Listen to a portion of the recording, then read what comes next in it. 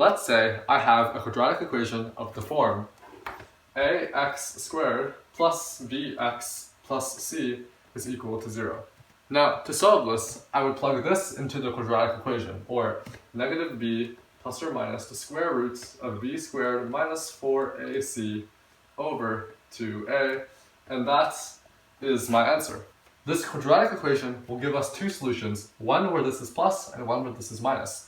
Let's see what happens when we add or multiply those two solutions, or the roots, together.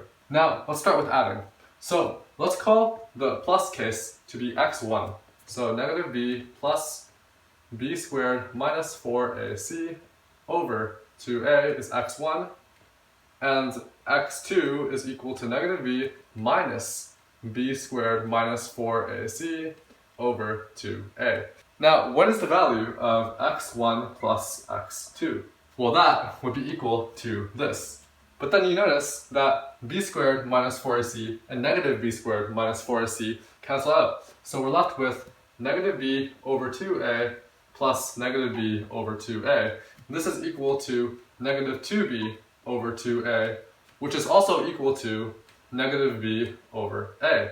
So now we know that the sum of the roots of any equation is equal to negative b over a. Now what about the product? x1 times x2 is equal to this. But then you notice that since we have a plus here and a minus here, it looks a lot like a difference of squares. So we know that x squared minus y squared is equal to x plus y times x minus y.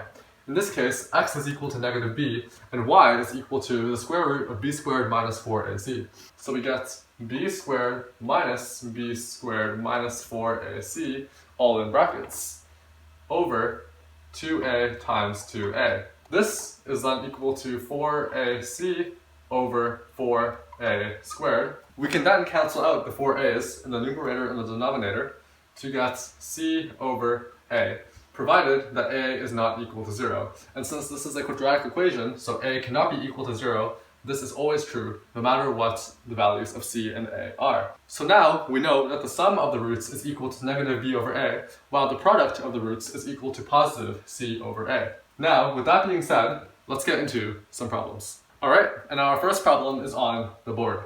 So, the first thing you notice is that this is a system of equations. But then you cannot solve this using any of our traditional methods like substitution or elimination. But then let's consider what happens if we have a quadratic equation with the roots a and b. Now to clarify, a root is a solution to an equation. So when x is equal to a or x is equal to b, the equation must work. So then we can rearrange this to be equal to x minus a is equal to 0 and x minus b is equal to 0.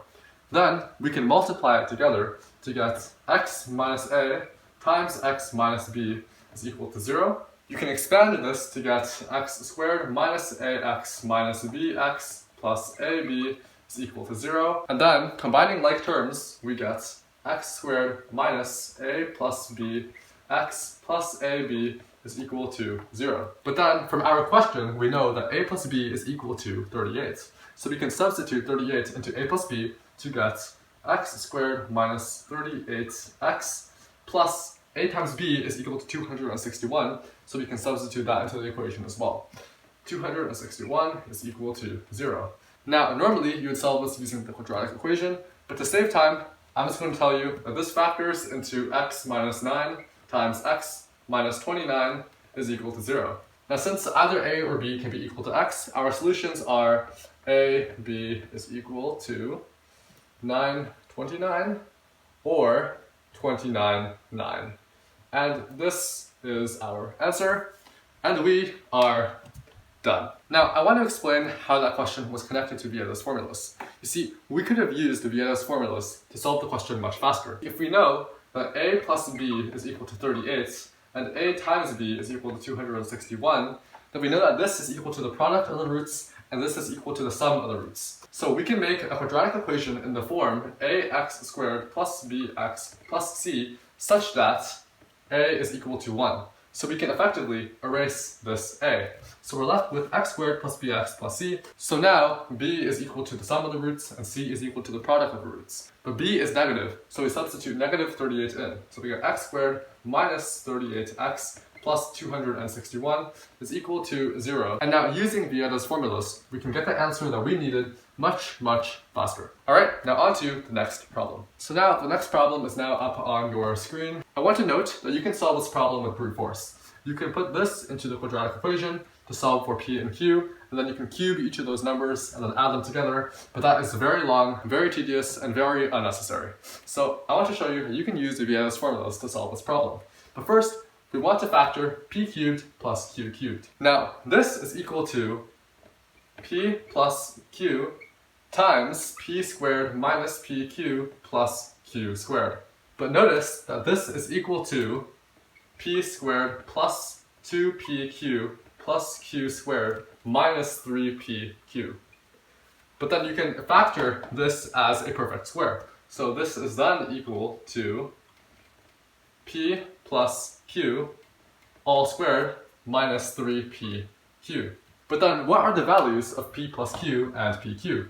Now notice that the sum of the roots, or p plus q, is equal to negative b over a. And in this case, b is equal to 13. So this is equal to negative 13 over 1, or negative 13. Now, the product of the roots is equal to c over a, which is equal to 41 over 1, or positive 41. So then we substitute negative 13 into this to get negative 13 times negative 13 squared, which is equal to 169, minus 3 times 41. So then this is then equal to negative 13 times 169 minus 3 times 41, which is equal to 123. Then we simplify further by subtracting 123 from 169 to get 46. So negative 13 times 46. And then with some mental math, we can multiply these two numbers to get negative 598. And that is our answer. Now with some algebraic manipulation, we can solve for the sum of the cubes of the roots using what we already know from this formula. If you want to check the answer, you can find these two roots individually and then cube them and add them. Let me know if the answer you get is equal to negative 598. Now, I want to briefly give you a generalization of Vieta's formulas. So far, I've only talked about quadratics. So what if we had a cubic equation? For example, x to the power 3 plus bx squared plus cx plus d is equal to 0. Or what if we had a fourth power equation? For example, x to the power 4 plus bx to the power 3 plus cx squared plus dx plus e is equal to 0. The sum is always negative b over a. But the product is always the last term over a. Now, whether it's positive or negative depends on the power of the equation. A good way to remember this is that the sum is always negative b over a, and then it's positive, negative, positive, negative. So negative, positive, negative, negative, positive, negative, positive. And so for a cubic, the product is negative d over a, while for a fourth power equation, the product is positive e over a. But then you ask, what about the terms in the middle? What about the c? What about the cx and the cx squared and the dx? Well, each term after that is the sum of all combinations of the roots taken a certain number at a time. For example, the first one is the sum of all the roots taken one at a time. Say that the roots we had here were a, b, c, and d. Well, to take them one at a time, we can go a plus b plus c plus d, which is the first one, b. But now, this is equal to negative b over a. But what about if we take them two at a time? Then we get ab plus ac plus ad plus bc plus bd plus cd is equal to positive c over a. If we take it two at a time, we get the second coefficient here. However, taking it three at a time, we get abc plus abd plus acd plus bcd is equal to negative d over a. And lastly, taking it all four at a time, we get abcd, or the product of the roots, which is equal to positive e over a. Now, let's look into a problem that requires the application of this generalized Vieta's formula. Alright, and now the third problem is now above me. The first thing we notice is that the second term is equal to negative 10. So the sum of roots is negative b, not to be confused with the capital B from the problem, but the second coefficient over a, which is the first coefficient, which is also equal to negative 10 over 1, which is equal to 10. And now the product of roots should be equal to g over a, but I'm just going to say the last one over a. So g over a is equal to 16 over 1, which is equal to 16. Now since we see a z to the power of 6 over here, we know that there are 6 solutions to this problem. So I'm not going to lie to you, the only way to solve for the 6 roots is just some simple guess and check. So after some unfortunate guessing and checking, we know that the solutions are 2, 2, 2, 2, 1, 1. 2 plus 2 plus 2 plus 2 plus 1 plus 1 is equal to 10, while 2 times 2 times 2 times 2 times 1 times 1 is equal to 16. And so we are left with x minus 1 times x minus 1 times x minus 2 times x minus 2 times x minus 2 times x minus 2. Multiplying this all together and expanding, which I am not going to do because that would take a very, very long time. But just trust me when I say that the value of b, capital B, is equal to negative 88. So we are done. Now on to the final and the hardest by far problem. And so our final problem is now above the whiteboard. Alright, so this question looks really hard, but let's first break this question down. First, the roots of a polynomial up here are z1, z1, z1, z2, z2, z2, all the way to z673, z673, and z673. And there are 673 times 3 numbers of these roots. But we know that the sum of all of these roots, so z1 plus z1 plus z1, okay, actually I'm just going to say the sum of all of these roots is equal to negative 20. But actually the sum of z1 plus z2 plus z3 all the way to z673 is equal to negative 20 over 3. So now I want to put into terms of z's. So this summation here is all of the products of two z's such that the second z is greater than the first z. So for example, z1, z2 plus z1, z3 plus z1, z4 all the way to z1, z673.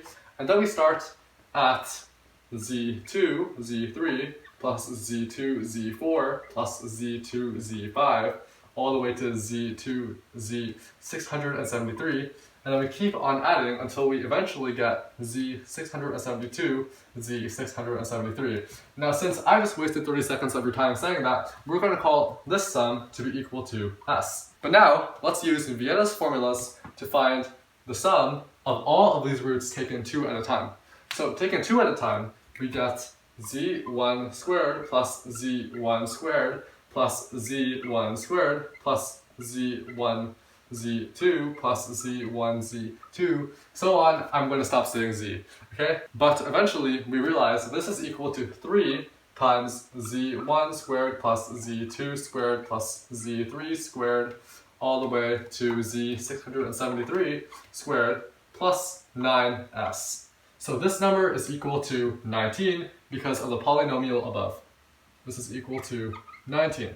So we're almost done. Now all we need to do is solve for this value. So I'm going to move it to the top and then we're going to solve for it. So now we have it over here. Okay, now we need to find an expression for z1 squared plus z2 squared plus z3 squared plus z4 squared and so on until z673 squared. Now notice that z1 plus z2 plus z3 plus z4 all the way to z673 all squared is equal to negative 20 over 3 squared, which is equal to 400 over 9. Now, let me show you something.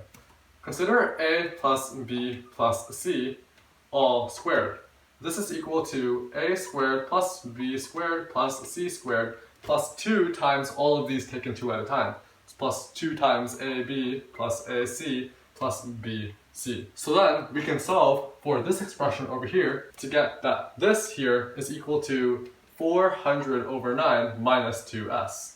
So then finally we can plug this into our original equation. So 3 times 400 over 9 minus 2s plus 9s is equal to 19. Then we distribute the 3 to get 400 over 3 minus 6s plus 9s is equal to 19. Then, combining like terms and then simplifying and then dividing, we get that s is equal to negative 343 over 9. Now taking the absolute value, we get that the absolute value of s is equal to positive 343 over 9. Now then, we add 343 plus 9 is equal to 352, and that is our answer. Alright, thanks for watching. Hopefully you enjoyed this video, and hopefully I'll see you next time.